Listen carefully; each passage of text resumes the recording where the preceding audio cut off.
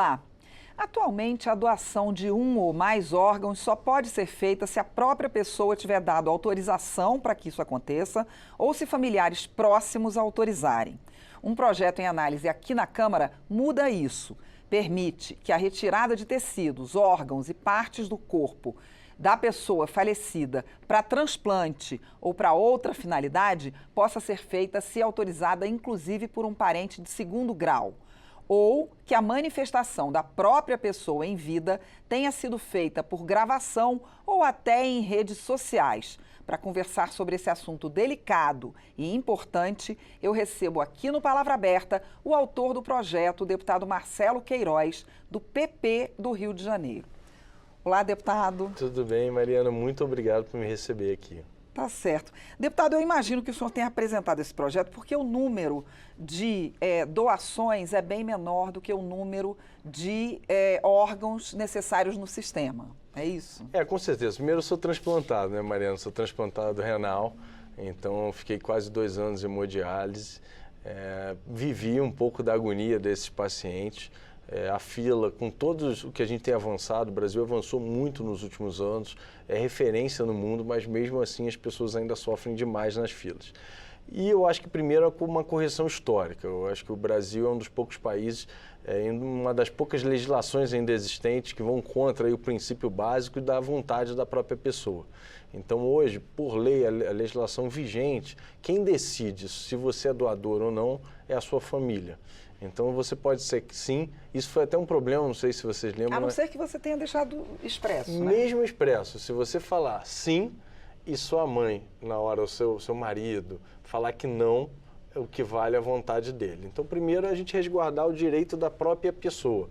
E aí, muitas vezes as pessoas se perguntam por que acabou a questão da identidade, da carteira de motorista, porque ali exatamente tinha um grande problema. Primeiro as pessoas ali diziam que sim, quando chegava lá na ponta, às vezes, por uma questão de religião, por uma questão de confiança do sistema, o parente dizia que não.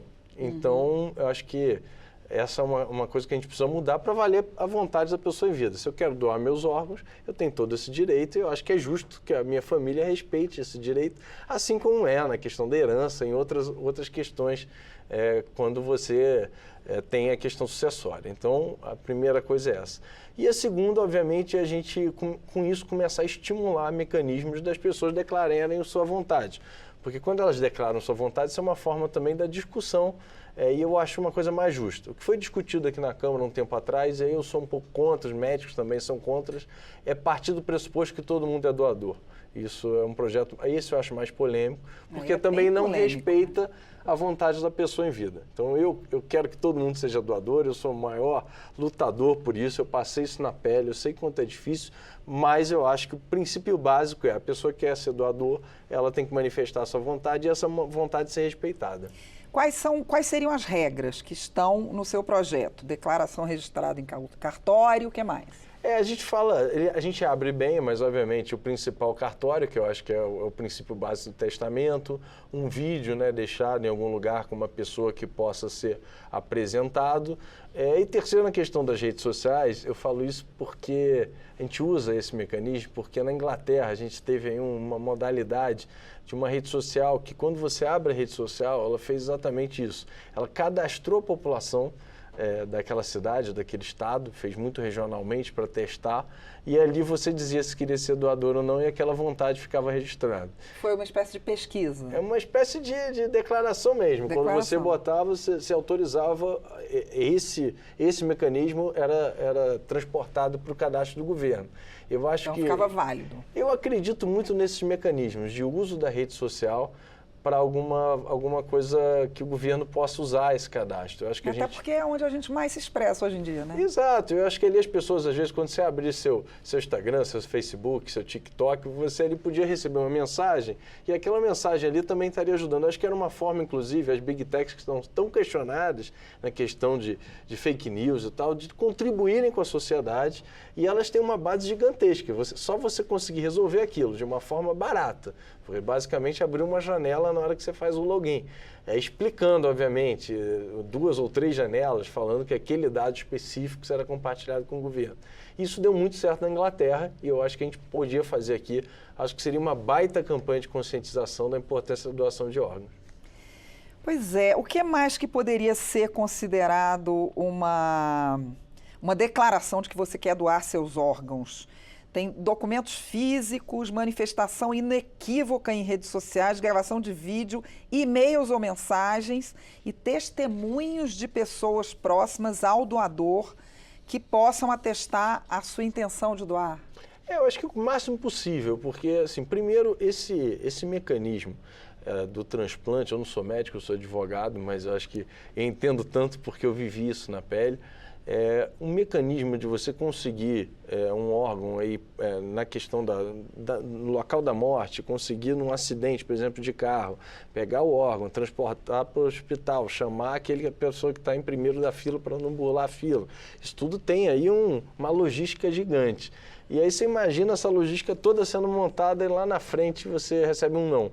Então, acho que a gente tem que tentar acabar com o principal, que é o mais simples, é saber se a pessoa quer ou não. Quando você encontrar a pessoa morta, por exemplo, por causa de um acidente, que é geralmente o caso mais simples, ou de uma morte cerebral, que também é um caso bem usual para ser pelo reaproveitamento dos órgãos, você poder ter a certeza que aquela pessoa vai dizer sim. Senão você vai mobilizar uma estrutura toda, vai chamar o doador, a pessoa que está na fila. Imagina a agonia, você tem 6 a 8 horas para chegar no hospital. Então a pessoa já sai ali agoniada de casa sem saber se vai acontecer ou não, e chegar e levar um não. Então o que eu quero é exatamente simplificar esse processo, deixar claro para todo mundo, os médicos terem um cadastro único para já saber aquela pessoa que morreu é doadora ou não é doadora. Quais os outros países que têm esse cadastro? Parece que tem outros países que também têm esse cadastro oficial de doadores. Acho que assim, os países europeus, em sua maioria, já têm esse cadastro de doadores. Tem países que adotaram essa prática, né, que todo mundo já é doador e você tem que ir lá no Ministério da Saúde ou no órgão e retirar. Mas, como eu repito aqui, eu acho que assim, o sistema brasileiro precisa, obviamente, de publicidade. Esse tema da doação de órgãos, eu acho que é um tema que a gente precisa explorar muito, como o tema também do transplante, como um tema da prevenção. Isso é uma coisa que eu falo, que eu acho que todas as entrevistas que eu venho e falo disso como transplantado, eu sou um caso claro disso. O hemograma completo hoje no Brasil não inclui a creatinina, que é o medidor da sua função renal. Então, o meu caso foi exatamente esse. Eu tinha melhores médicos, plano de saúde, e o meu médico não pediu a creatinina. Quando eu descobri, a creatinina já estava muito mais alta e eu comecei minha hemodiálise. Então, isso é muito comum no Brasil. Esse também acho que é um projeto que não fala aí do transplante, mas é da pessoa que é renal, que tem problema renal e não sabe. É uma doença muito silenciosa ainda. É uma doença que tem ficado muito comum, não se sabe ainda o motivo. Eu imagino que as pessoas bebendo menos água, consumindo mais sódio nesses alimentos, né, processados. E eu acho que é uma dica que fica aí para todo mundo que está assistindo o programa, não deixar de fazer exame de creatinina. Certo. Parece que a Alemanha, Estados Unidos e Holanda, sim, que já tem, né, esses cadastros. E as próprias plataformas das redes sociais, como o Facebook, parece que têm feito campanhas de conscientização sobre a doação de órgãos. Tem feito? Esse exemplo que eu dou... Ou é só esse exemplo da Inglaterra? Não, tem alguns exemplos, não só na doação de órgãos, mas em outros. Na Inglaterra foi feito com doação de órgãos. E o interessante, assim, Estados Unidos, por exemplo, é tão diferente, tão avançado, e ele aceita, por exemplo, doação cruzada. O que é uma doação cruzada? Hoje no Brasil, você tem 2 tipos de possíveis doadores. Os mortos, que são esse caso, a pessoa morre e aí os órgãos são aproveitados, e a familiar. E aconteceu comigo, por exemplo, eu tinha minha prima, eu tenho uma prima só, não tenho irmãos, meu pai era idoso, não podia, minha mãe tinha tido câncer.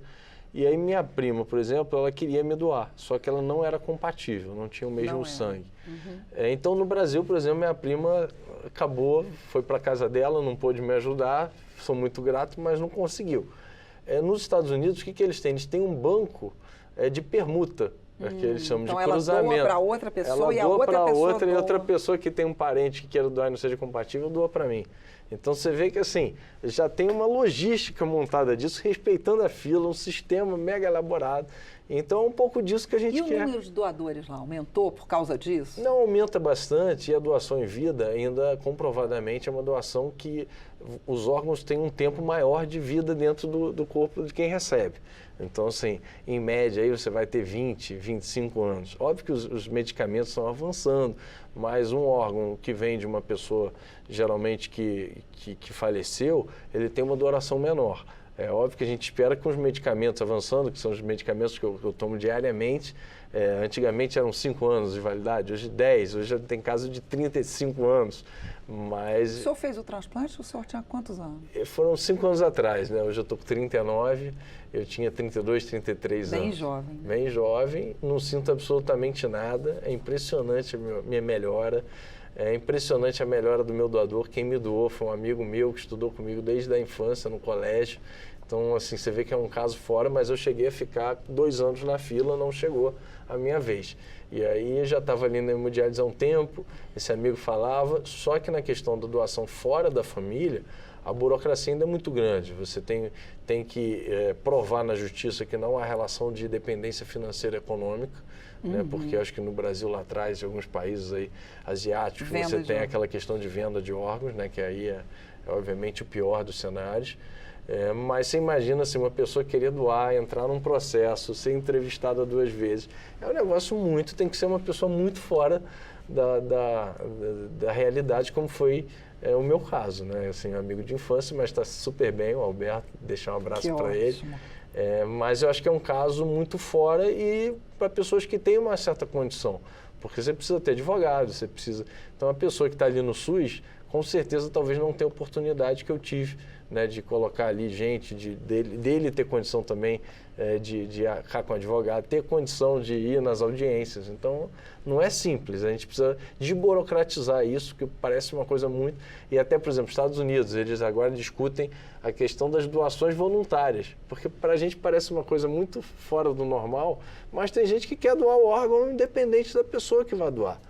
Então, assim, porque a gente discute aqui uma coisa que para a gente está na lógica dos normais, mas tem muita gente avançada em outro plano aí que ora bastante, que tem uma religiosidade incrível e que tem uma aptidão para ajudar os outros que a gente não imagina. E essa fila não é pequena, de gente que quer doar o órgão por doar o órgão. Olha que interessante.